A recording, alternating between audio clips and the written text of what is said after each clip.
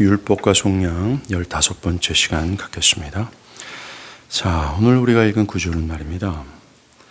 하나님께서 바로에게 나의 택한 백성들을 내보내어 나를 섬기게 하라 라는 이 명령에 대해 이 바로가 반기를 들고 이스라엘 백성들과 그들에게 속한 것들 모든 것들을 잡아두고자 할 때였습니다. 그런 바로의 고집에도 불구하고 하나님은 단 한 마리도 애굽에 남겨두지 않겠다라고 하시며 당신의 택한 백성과 그들에게 속한 모든 것들 중 단 한 마리도 애굽의 땅에 남겨두지 않을 것이라는 그의 결의에 가득한 말씀이 오늘 구절입니다. 오늘 우리는 이 구절을 통해서 그리스도의 속량은 오직 작정된 자들에게만 제한적이지만 하나님이 작정하신 그 백성들과 그들에게 속한 모든 것들 중 어떤 것도 제외하지 않고 완전하게 속량하신다라는 말씀을 들을 겁니다. 오늘 구절의 배경은 대략 살피면 이렇습니다. 여러분도 400년 전에 이스라엘 백성들이 하나님의 택한 백성들이죠. 하나님의 애굽에 보내셔서 고센 땅에 살게 하셨다는 것을 알 것입니다. 그의 백성은 매우 많아졌고 요셉을 알지 못하는 새 왕이 일어날 때까지 그들은 왕들로부터 호의적인 대접을 받았습니다. 그런데 그들을 시기한 왕들이 나타났고 그들을 탄압하기 시작했습니다. 바로는 그 백성들을 고된 노동으로 밀어넣었고 가혹하게 일하도록 했습니다. 택함을 받은 이스라엘 백성들은 바로의 영광에 가시물이 될 피라미드과 거대한 애굽의 건축물을 짓는 데 동원되었습니다. 그들은 하나님이 아니라 바로의 영광을 위해 자신의 모든 삶을 고통 가운데 바쳐야 했습니다. 그 백성들은 애굽의 막강한 힘과 권력 아래서 채찍을 맞으며 일했고 폭군의 치하에서 가장 혹독한 취급을 받았습니다. 문제는 힘이 없던 그들로서는 그 압제에서 그들 스스로를 자유케 할 수 없었다는 것입니다. 그러나 언약의 하나님은 그들의 고초를 보았고 그들의 하소연을 들었습니다. 그들의 고통을 아셨습니다. 그래서 아브라함과 언약하신 것을 기억하시고 친히 바로와 대적하시며 당신의 택한 백성을 애굽에서 건져낼 것을 결심하셨습니다. 이것을 위해 하나님은 모세를 부르셔서 바로에게 나의 택한 백성을 출애굽하게 하여 광야에서 나를 섬기게 하라 라고 하셨습니다. 여기에 대해 바로는 여호와가 누군데 내가 그의 말을 들어야 되느냐, 그 하나님의 말씀에 대해서 비웃으며 이스라엘의 노동을 더 가중하게 만들었습니다. 이제 이스라엘은 스스로 짚을 줍고 직접 벽돌을 만들어야 하는 수고가 더해졌습니다. 하나님이 바로에게 나의 택한 백성들을 내보내라 하면 할수록 바로는 이스라엘 더 가혹한 노동으로 집어넣었습니다. 바로는 이스라엘 백성들 중 한 사람도 내어줄 생각이 없었다라는 것이죠. 이에 대한 하나님의 답은 즉각적인 재앙이었습니다. 하나님은 그들의 하수를 피로 변하게 하셨고 강 속의 고기를 죽게 하셨습니다. 바로는 약간 수그러졌을 뿐 하나님께 항복하지 않았습니다. 그러자 하나님은 개구리를 애굽에 가득하게 하여서 바로를 괴롭게 했습니다. 이번에 바로는 개구리를 만약에 떠나게 한다면 이 백성을 내보내서 여호와께 제사하도록 하겠다라고 약속했습니다. 거짓말이었어요. 개구리가 사라지자 다시 그는 완강하게 되었습니다. 왠지 아세요? 그는 더 무너진 후에야 항복하도록 하나님이 그를 강팍하게 만드셨기 때문입니다. 하나님은 그치지 않고 애굽에 파리떼를 보내 괴롭게 하였고 가축을 죽게 하셨습니다. 이것으로 바로는 너희 하나님 여호와께 희생을 드리기 위해 2-3일 정도 여유를 줄 테니까 그 제사는 이 땅에서 해야 한다. 어느 정도 양보하며 말합니다. 이에 하나님은 불가하다. 우리는 하나님께 이 땅에서 예배할 수 없다. 사흘길 밖으로 나가 제사해야 된다. 모세를 통해 하나님은 조금도 양보하지 않겠다는 의지를 밝혔습니다. 바로는 또 화가 나서 모세를 쫓아버리자 다른 재앙이 맺고 거듭 다른 재앙을 몰아치셨습니다. 이제 바로는 조금 수그러져 타협하며 광야에서 희생을 드리긴 하지만 너무 멀리는 가지 말라 라고 양보합니다. 그런데 모세는 안 된다. 그런 조건을 가지고서는 우리는 나갈 수 없다 라고 답합니다. 이에 대해 바로는 거절하고 화내고 점점 거만해집니다. 그래서 하나님은 더 큰 재앙으로 그 땅을 칩니다. 그러자 바로는 그래, 너희가 광야로는 갈 수 있지만 단지 너희 중에 장정만 가라. 어린아이와 여자들은 여기에 남겨두라. 가짜는 타협함을 제안합니다. 이에 모세는 안 된다. 장정뿐만 아니라 어린아이, 여자들 모두를 함께 가야 하며 우리 모두는 하나님께 제사로서 우리 자신을 드려야 된다 라고 말합니다. 이에 대해 바로는 다시 거절하고 그의 마음은 굳어집니다.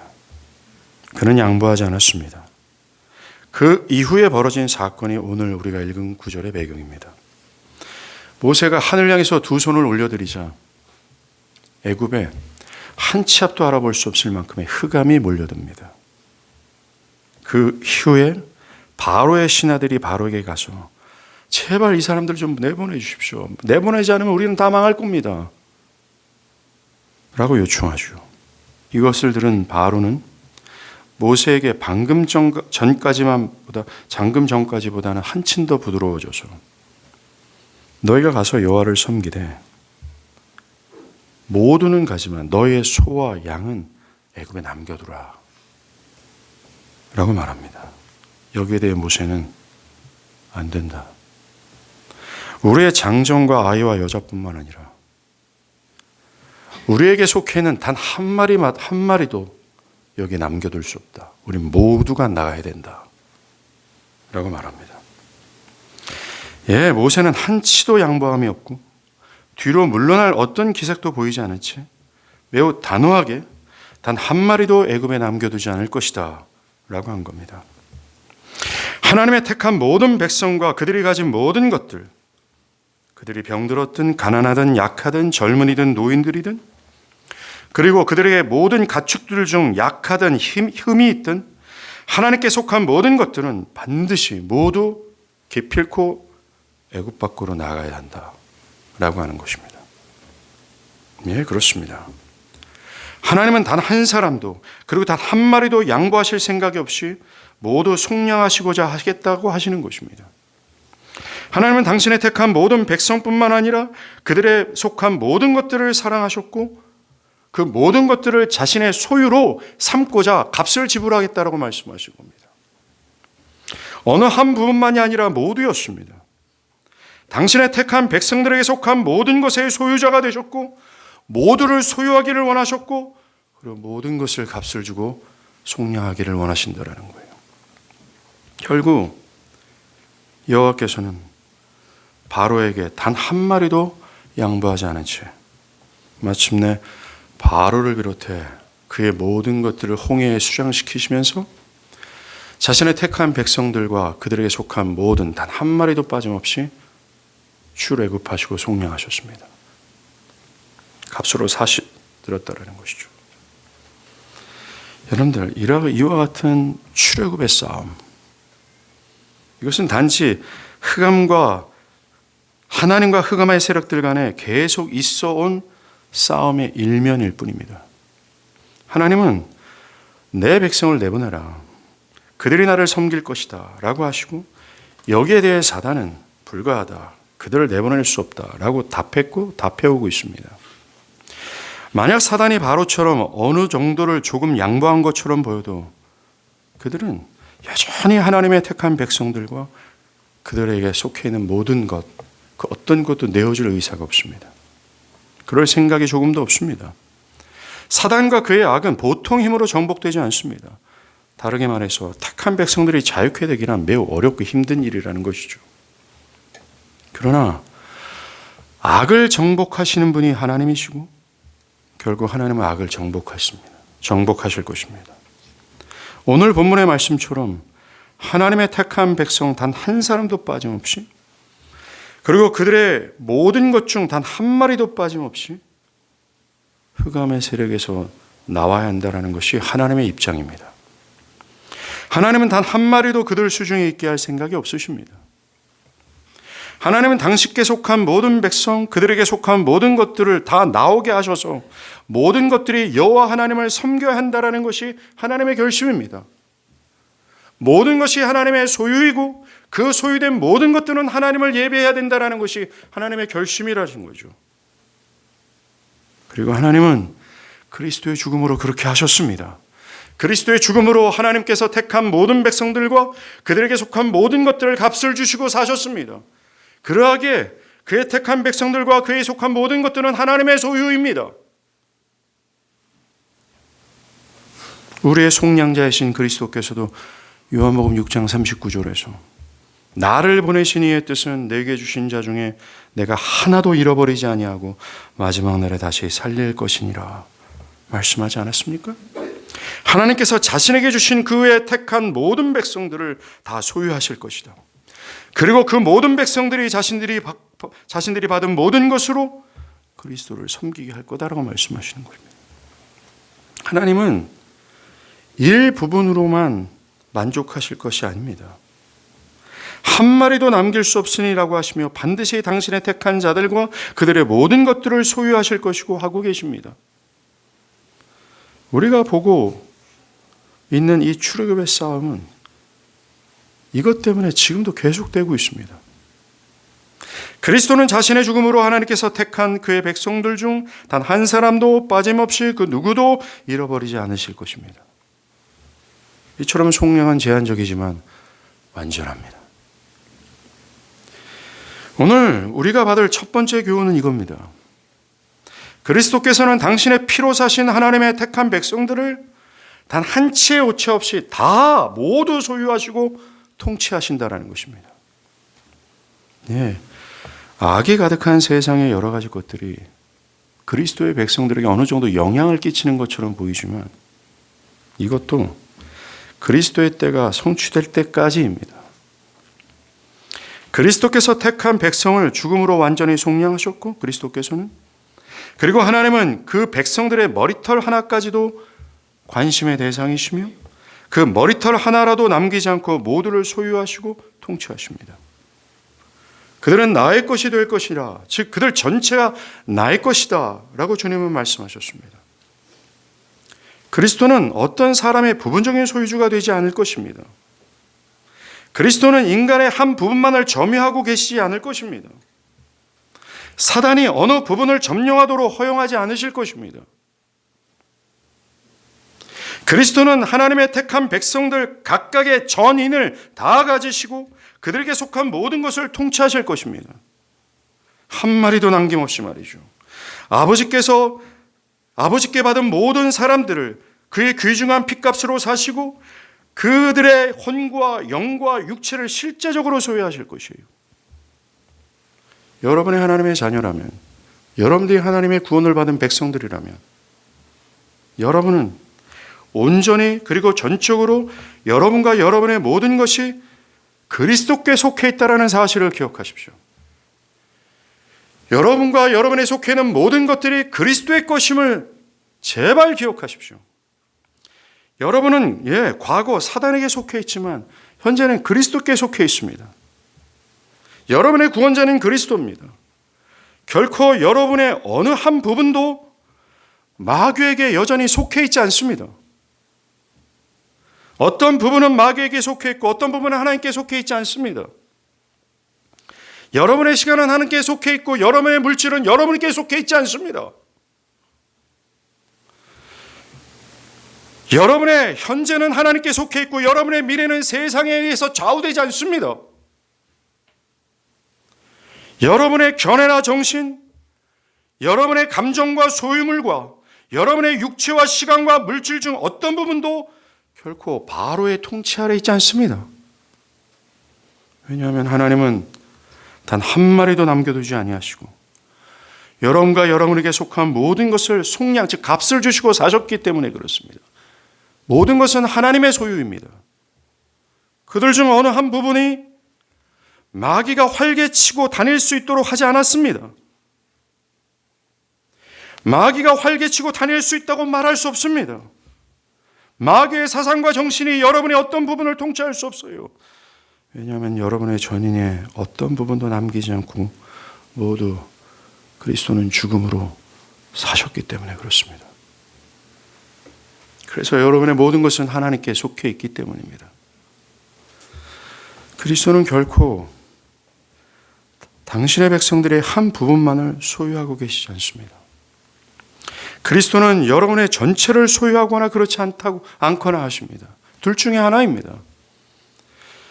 그는 결코 어린아이와 여자들은 빼고 장정만 광야로 나가서 제사하도록 하지 않으셨습니다. 가축만 빼고 광야에서 제사하도록 하지 않으셨습니다. 그리스도는 하나님께 속해 있는 모든 백성들과 그들에게 속해 있는 모든 것 단 한 마리도 남기지 않고 당신을 예배하도록, 당신을 따르고 당신을 경배하도록 속량하셨습니다. 그러기에 그리스도는 당신의 백성들의 일부분만 소유하지 아니하시고 그렇게 하실 수 못합니다. 그리스도는 여러분의 일부분은 하나님을 섬기고 일부분은 사단을 섬기도록 하지 않으셨습니다. 일부분만 하나님의 뜻에 순종하고 일부분은 자기 멋대로 살아가도록 하지 않았습니다. 그리스도는 그렇게 피를 흘리지 않았습니다. 그리스도는 하나님에 속한 모든 백성들을 전인을 속량하시고자 모든 것을 속량하시고자 죽으셨습니다. 그런데 만약 여러분이 전적으로 하나님께 굴복하지 않고 여러분의 견해나 삶의 목적이나 재능이나 여러분이 가지고 있는 그 어떤 소유물들 그 어떤 것이 그리스도의 뜻 안에서 사용되지 않고 그를 위하여 구별되지 않는다면 여러분은 그리스도의 피로 말미암아 속량을 얻었다라고 말할 수 없습니다. 왜요?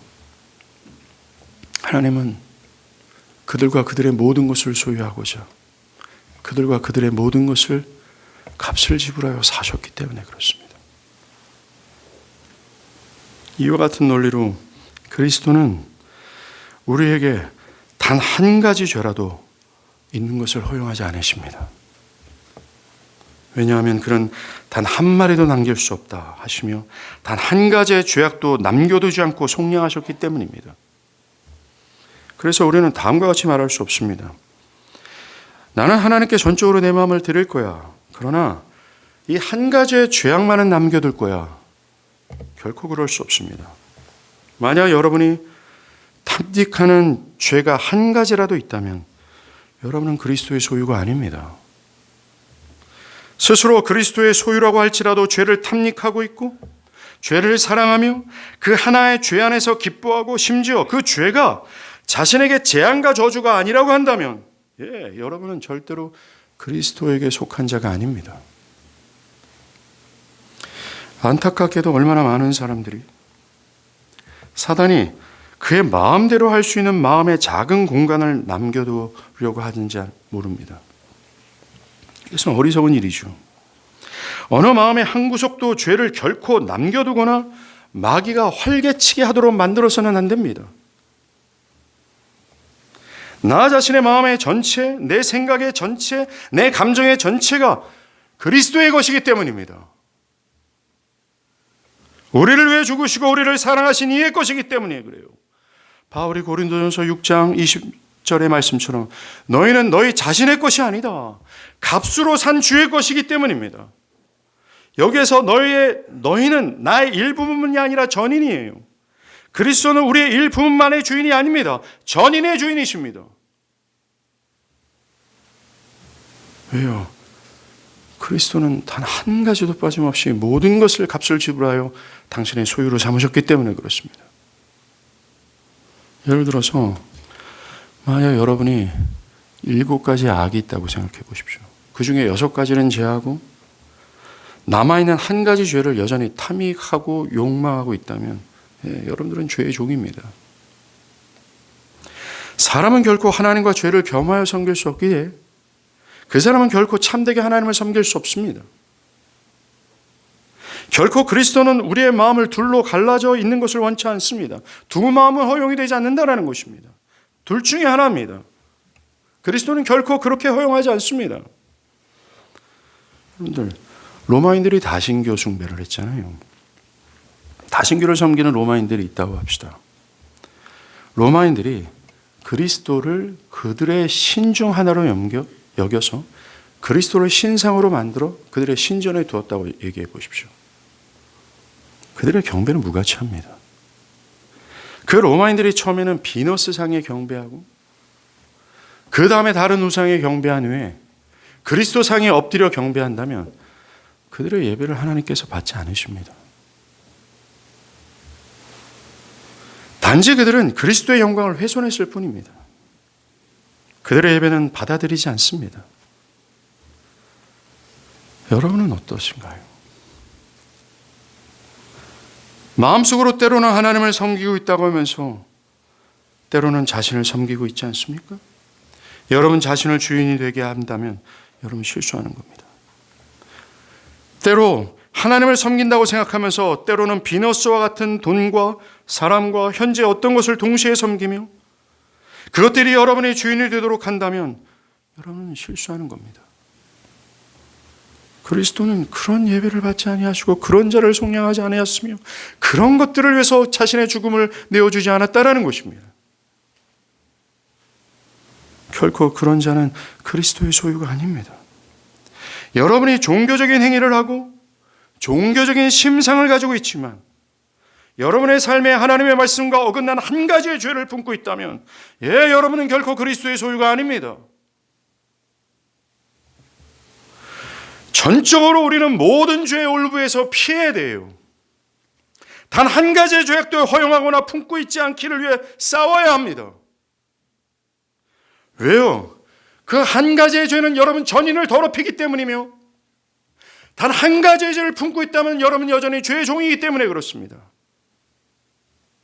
여러분들 만약 사슴의 한쪽 발이 덫에 딱 잡혔어요. 나머지 발이 아무리 자유롭다 할지라도 사슴은 절대로 덫에서 자유롭게 해방할 수 없습니다. 우리도 똑같아요. 우리의 마음의 어느 한 부분이라도 사단에게 잡혀 있거나 내어준다면 한 가지의 죄를 품고 있다면 우리 전체가 사단에게 붙잡혀 있는 꼴입니다. 우리 전체가 죄에 붙잡혀 있는 꼴이라는 사실을 기억하십시오. 만약 여러분이 저는요 한때 손과 발이 묶였습니다만 이제 나의 손으로부터 쇠사슬이 끊어버렸습니다.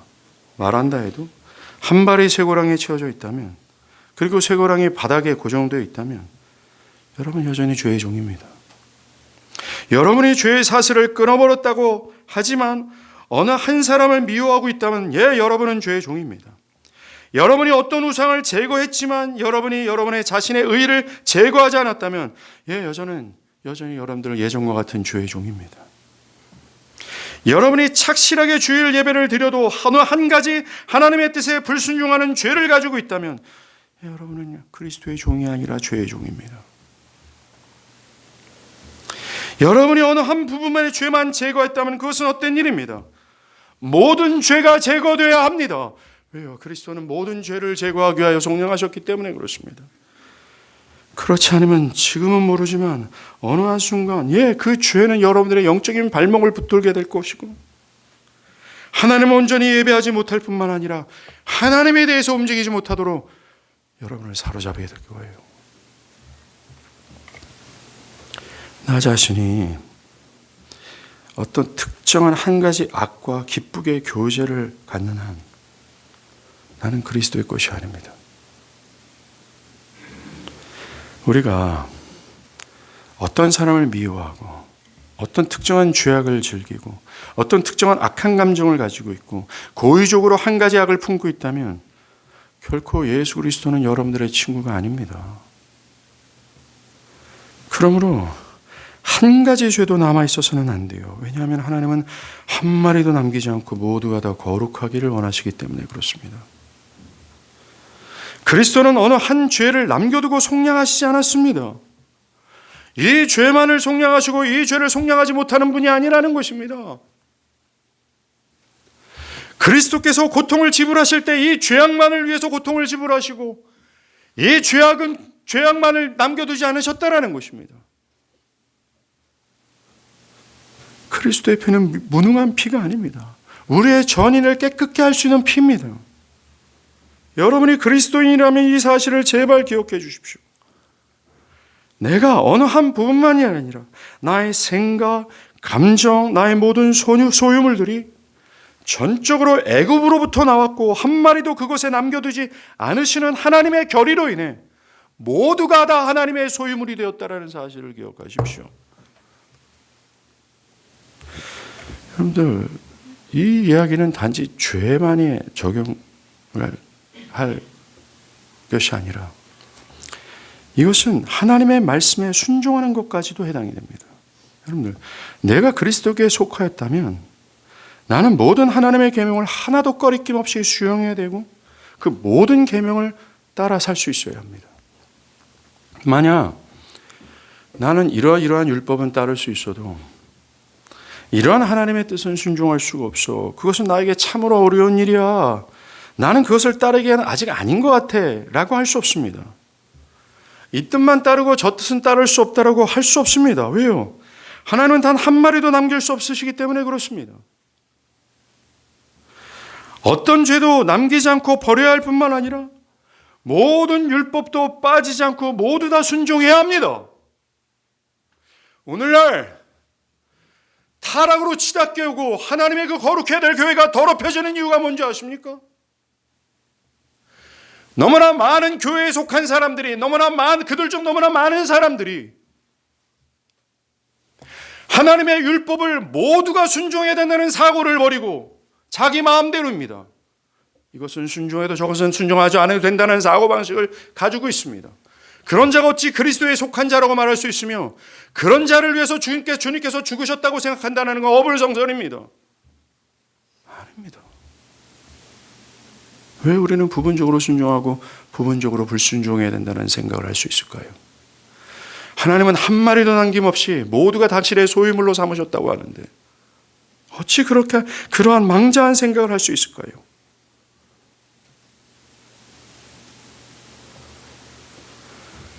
사랑하는 여러분, 조금 더 죄와 싸우십시오. 조금 더 불순종과 좀 싸우십시오. 하나님께 불순종하는 어떤 죄의 부분이 있다면 제발 피 흘리기까지 싸우십시오. 제발 먼 훗날 후회하며 이를 갈지 않도록 지금 싸우십시오. 자신 속에 있는 악한 세력들과 대적하여 싸우는데 노력을 다합시다. 힘이 들더라도 포기하지 말고 끝까지 싸우십시오. 우리 주님도 끝까지 견디는 자가 구원을 얻을 거라고 말씀하셨습니다. 주님이 이렇게 말씀하실 때 우리의 신앙의 여정이 해벌레하기 때문에 이렇게 말씀하셨을까요? 아닙니다. 싸워야 되기 때문에 그렇습니다. 견뎌야 될 어떤 어려움이 있기 때문에 그렇습니다. 어떤 죄도 허용하지 않고 모든 율법에 순종하는 것이 쉬운 일입니까? 우리 교회가 이 모양 이 꼴이 될 수밖에 없었던 이유는 그러한 사고방식을 갖고 있는 사람들 때문에 그렇습니다. 이런 죄는 버려도 이 죄는 허용할 수 있는 것, 아무도 모르고 비록 드러나지 않는 흉측하고 더러운 죄 한 가지를 품고 있는 그 사람 때문입니다.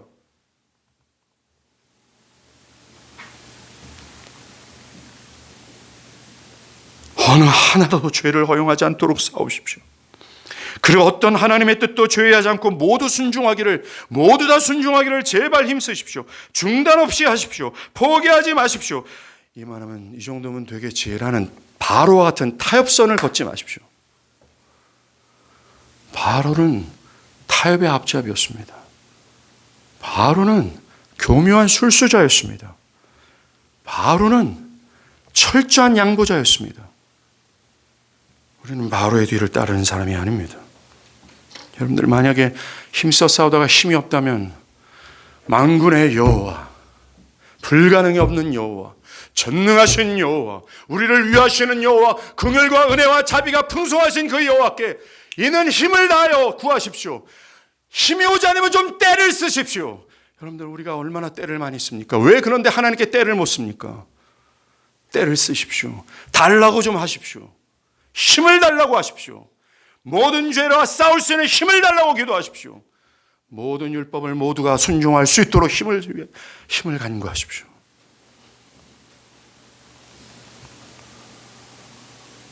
그러면 여러분의 죄악된 옛 본성은 짓밟히게 될 겁니다. 그리고 어느 날에는 여러분은 완전하게 될 겁니다. 싸움이 없는 날이 올 거예요. 신자는 모두 다 그리스도와 같이 온전히 변화될 것입니다. 그날에는 죄의 단 한 방울도 여러분에게 영향을 끼치지 못할 것입니다. 그리스도에는 모두가 다 앞선 믿음의 선진들과 영광스러운 반열에 서서 영원토록 하나님을 찬미하게 될 거예요. 한 사람도 빠짐없이 말입니다.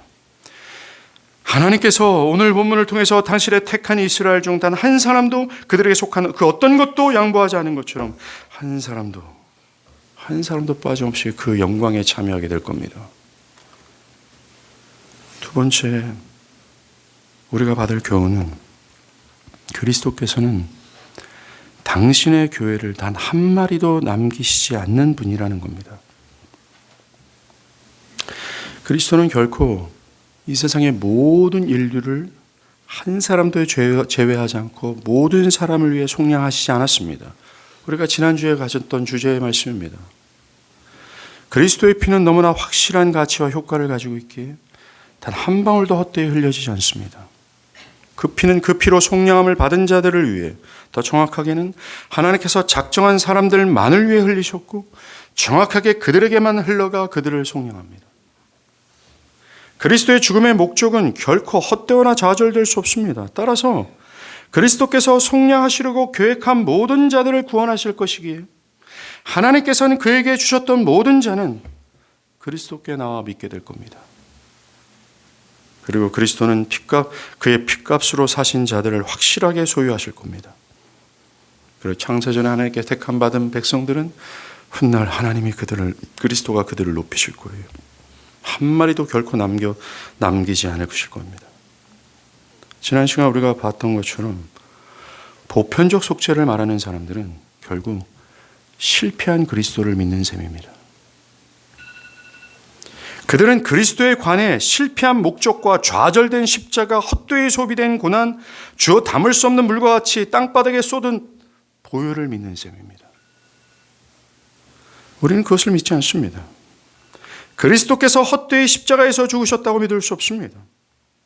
그리스도께서 값주고 사신 모든 양떼들 중 하나도 남기지 않으시기 때문에 그래요. 결코 그러한 일은 일어나지 않습니다.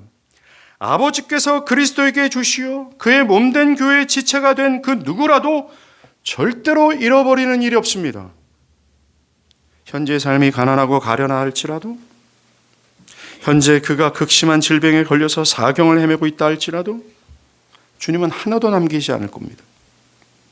심지어 불쌍하게도 신앙에 대해서 망설이고 있는 양이라 할지라도, 심지가 굳지 못한 양이라 할지라도, 믿음이 흔들려 절망의 거인에 사로잡혀 있는 양이라 할지라도 한 마리도 하나님께서는 택하신 그 백성을 단 한 마리도 놓치지 않고 애굽에 남겨두지 않을 거예요.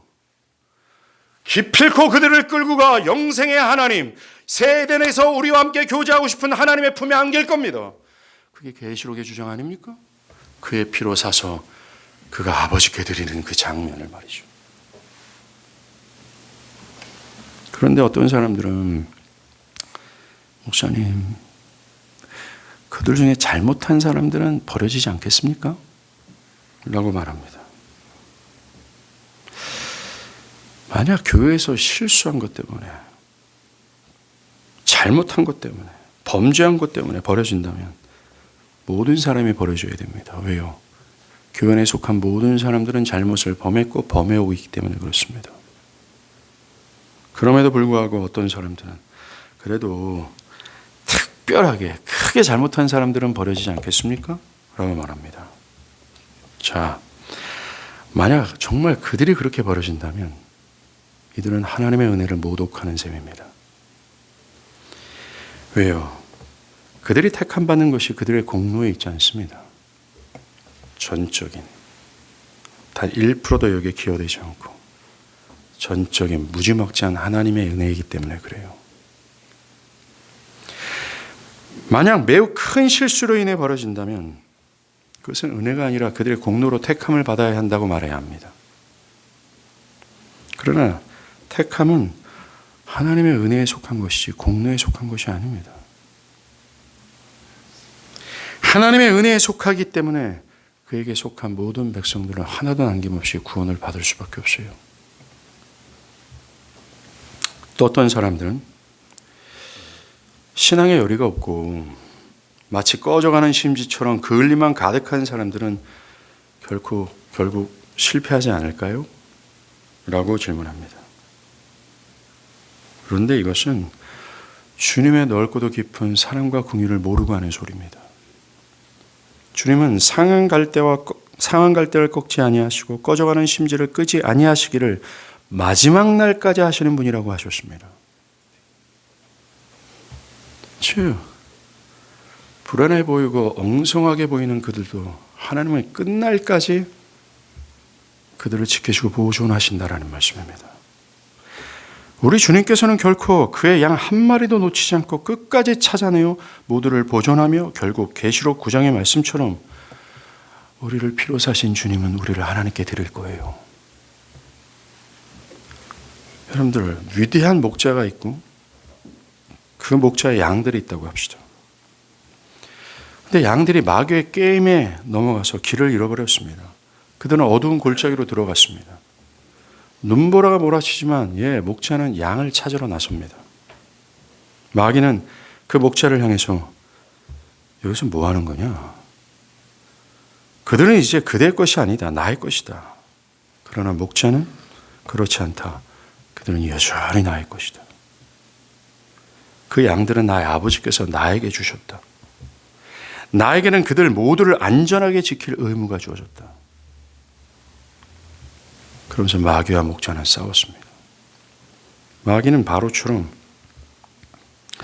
그들은 당신의 소유라는 것을 인정한다. 그래서 그들 중 얼마를 그대에게 주겠다. 그들 중 가장 살찐 것만 골라주겠다. 가장 말 잘 듣는 놈만 주겠다. 가장 헌신했던 양들을 주겠다라고 말합니다. 그러나 위대한 목자는 안 된다. 나는 모든 양들을 데려가야 되겠다. 그러자 마귀는 그러면 흠이 있고 실수한 양들도 있는데 그 양들도 원하냐? 그러자 목자는 그렇다. 나는 모든 양들을 데려가야 되겠다. 점이 있든 흠이 있든 싫어하든 싫어하지 않든 모두가 나의 것이다 라고 말합니다. 마귀는 바로처럼 일부는 자신이 갖겠다고 주장하지만 위대한 목자는 오늘 본문처럼 한 마리도 남겨두지 않겠다. 나는 모든 양들을 데려갈 것이다 라고 말합니다. 그러자 또 마귀는 이 약한 양은 돌려줄 수 없다. 이와 같이 비틀거리고 지저분한 양은 갖지 말고 나에게 있게 하라 라고 또 딜을 합니다. 그러자 위대한 목자는 그럴 수 없다. 만약 그들 중 내가 하나라도 잃어버린다면 나는 또 죽을 것이다. 나는 다시 한번 그 양을 사기 위해 피를 흘릴 것이다. 왜냐하면 나는 아버지께서 내게 주신 양을 모두 영생을 인도할 사명이 있기 때문이다. 그렇습니다. 우리 주 예수 그리스도는 자신에게 속해 있는 모든 양들을 단 한 마리도 잃어버릴 생각이 없으십니다. 영광의 구주시죠. 완전한 구주이십니다. 그에게는 능히 그렇게 할 수 있는 힘이 있으시고 능히 그렇게 건지실 사랑과 긍휼이 충만하신 분이십니다. 그리스도를 찬양하기를 바랍니다. 세 번째 우리가 받을 교훈은 그리스도는 우리들이 아담 안에서 잃어버린 모든 것을 다시 되돌려 주시는 분이세요. 여러분들, 아담 안에서 죄로 인해 순식간에 삽시간에 잃어버린 게 뭡니까? 첫 번째는 바로 하나님의 형상 아닙니까? 죄로 인해 인간은 하나님의 형상을 잃어버렸습니다. 하나님을 알 수 있는 지혜와 하나님의 말씀을 따르려는 의지와 하나님의 말씀에 순종할 수 있는 능력을 잃어버렸습니다. 그런데 여러분들, 과거를 더듬어 올라가 보십시오. 하나님의 형상을 가졌던 아담은 어땠습니까? 아담은 하나님을 기뻐했어요. 하나님과 동산을 거느렸습니다. 하나님을 향한 사랑이 깊었습니다. 또 하나님은 아담을 무한히 기뻐하고 기쁨을 이기지 못할 정도로 아담을 사랑하셨고 그의 아버지가 되셨습니다. 하나님의 형상을 가지고 있던 아담은 이러한 복락을 누렸습니다. 그런데 죄주 하나님의 형상을 삽시간에 잃어버렸습니다. 나락으로 떨어졌습니다. 그런데 우리 주 예수 그리스도께서 죽음으로 말미암아 이 하나님의 형상을 다시 한번 되찾았어요. 그리고 우리에게 주셨습니다. 그러므로 말미암아 우리는 아담보다 더 뛰어난 위대한 상태가 됐습니다. 아담보다 더 뛰어난 그리스도라는 의의를 받았고, 나아가 성령을 우리 안에 거하게 하셔서 하나님의 형상을 영원토록 잃어버리지 않도록 우리를 지키신다라는 것입니다. 그 결과, 하나님은 영원토록 그리스도에 속한 자들을 사랑하십니다. 스바냐의 말씀처럼 그들을 향하여 기쁨을 이기지 못할 정도로 가장 크게 사랑하십니다. 하나님은 아들의 죽음으로 사신 택자들을 그들의 머리털 하나까지 가치 있게 여기고 그들에게 무한한 관심과 사랑을 기울입니다. 그리고 하나님은 첫 아담과 같이 현 시점에도 우리와 함께 하십니다. 우리가 죄로 인해 잃어버린 부분이 이거고 그리스도의 죽음으로 되찾은 게 바로 이거예요. 그리고 죄로 인해 잃어버린 것은 영원한 기쁨이었습니다. 우리는 죄로 인해 슬픔의 상속자가 됐습니다. 그래서 슬픔에 익숙해졌습니다. 첫 아담은 이 세상의 왕이었어요. 모든 것을 다스릴 수 있었습니다. 그의 유염 안에서 그들은 더할 나위 없는 행복을 누렸습니다. 근데 지금은 어때요? 종들의 종 아닙니까? 우리는 매일 땀을 흘리죠. 고통을 받습니다. 노동으로 인해 모든 근육은 피곤에 지쳐 있습니다. 인간이 가지고 있는 행복과 위험을 어디든지 찾아보지 못하고 있습니다. 현재와 미래에 끊임없는 염려와 걱정입니다. 불확실한 미래 앞에 놓여서 항상 노심초사해야 합니다. 또한 죽음의 노예가 되어버렸습니다. 이 모든 것이 죄로 생긴 불행입니다. 이 죄는 철저히 첫 아담이 누렸던 하나님과 그분의 은혜의 기쁨을 막아버렸어요. 그런데 그리스도는 죽음으로 이것을 회복했습니다. 마귀가 이 기쁨의 우물을 돌로 틀어 막았는데 그리스도는 당신의 죽음으로 이 돌을 옮겨 다시 한번 당신의 택한 자들에게 영원토록 목마르지 않은 기쁨의 우물물을 퍼주셨습니다.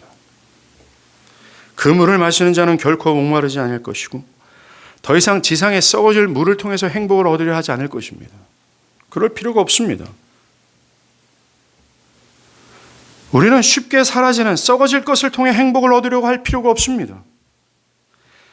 우리의 현재를 충분히 만족시킬 만한 그리고 영원한 미래에서도 절대로 취소되지 않고 사라지지 않을 행복을, 기쁨을 그리스도의 죽음으로 얻었습니다. 그러하게 그리스도 안에 있는 자들은 슬픔 속에서도 용기를 내야 합니다. 절망의 감옥에서 언약의 열쇠를 가지고 나와야 합니다. 왜요? 그 우리의 속량자 되신 주님이 죽음을 통해서 이 영원한 기쁨을 다시 한번 사셔 우리를 되찾게 하셨기 때문에 그래요. 기억할 것은 우리가 죄로 인해 사단에게 빼앗겼던 이 모든 것들은 영원토록 빼앗기지 않는다라는 것입니다. 마지막 교훈은 그리스도는 모든 세계를 소유하게 될 거라는 겁니다. 하나님은 당신의 영광을 위해 세상을 창조했죠. 그런 후에 보기에 심히 좋았다 하셨습니다. 온 세상은 하나님의 아름다운 영광으로 가득했고 모든 피조물들은 각각의 형태로 하나님을 찬미했어요. 그때를 생각해 보십시오. 온 우주가 하나님의 영광과 찬양으로 가득해 있지 않겠습니까? 그런데 마귀가 이 모든 것을 어지럽게 했어요. 세상은 하나님을 찬양하는 대신에 악과 정욕과 탐욕과 살인과 죄가 가득하게 되었습니다. 여러분들 지금 세상을 보세요.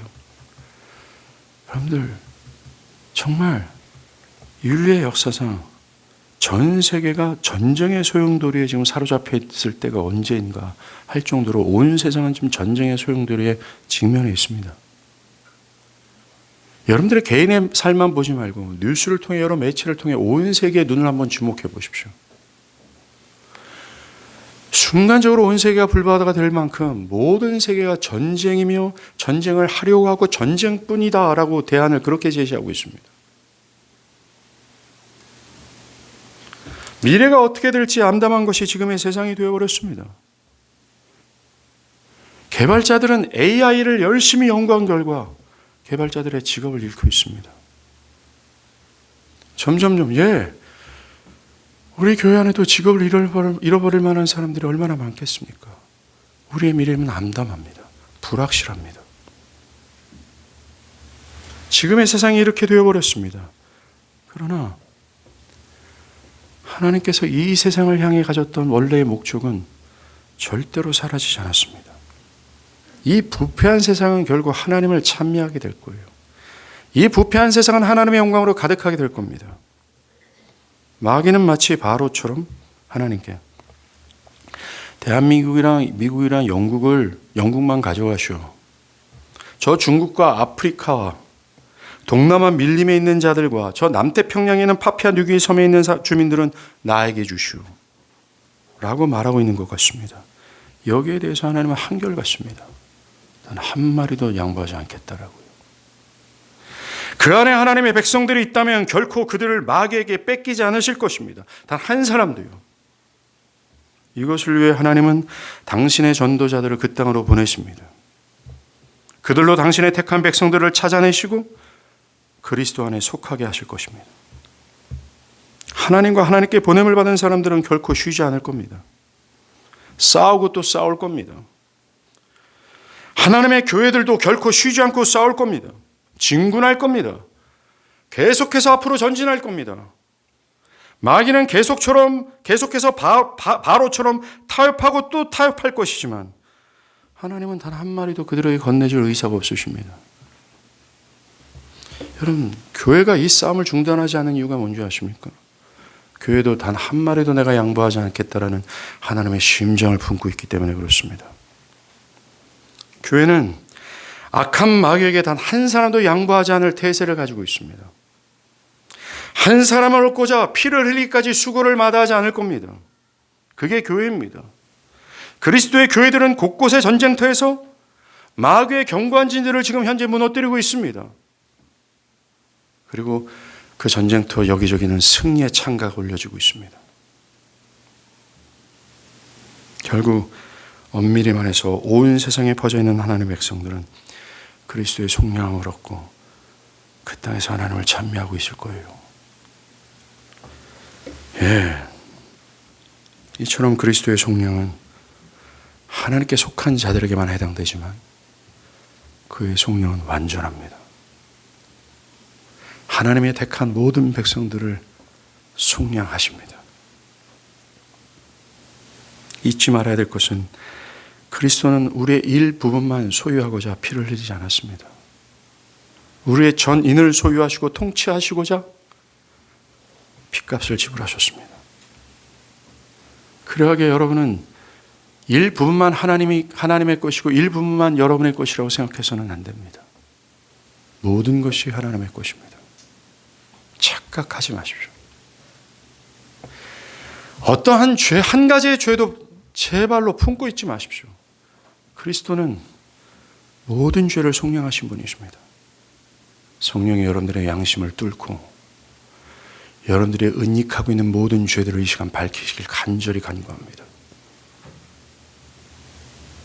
그리고 여러분들은 모든 율법에 순종해야 된다는 사실을 기억하십시오.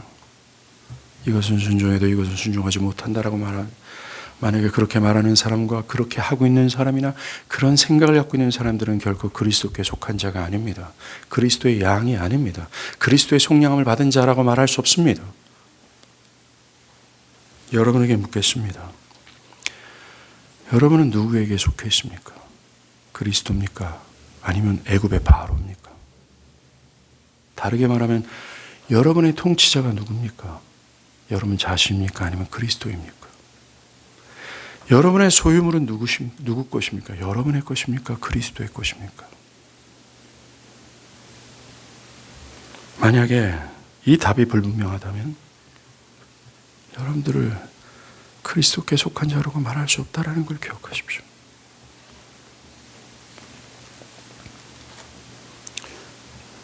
어떤 분들은 저도 그렇게 되기를 원합니다.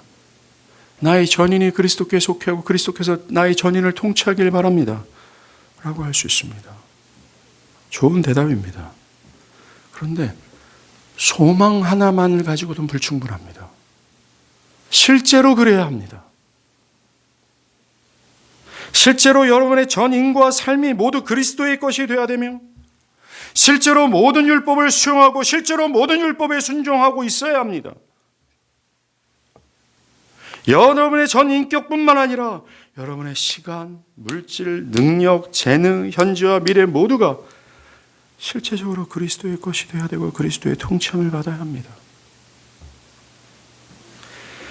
만약 진심으로 여러분이 그렇게 되기를 원한다고 하나님께 간구한다면 하나님은 여러분들의 기도를 들으시고 여러분을 온전히 그리스도의 소유가 되게 하실 겁니다. 그러니 먼저 그리스도를 믿지 않고 있는 분들이 있다면 믿으십시오. 믿고 있는 분들 중에 오늘 말씀을 들으면서 마음에 찔림을 갖고 있는 분들이 있다면 그 찔림을 저항하지 마시고 성령께서 나를 다루시고 있는 이 하나님의 놀라운 은혜로 여겨 그것을 회개하십시오. 돌이키십시오. 그리스도의 양이 되기를 바라십시오. 기도하시겠습니다.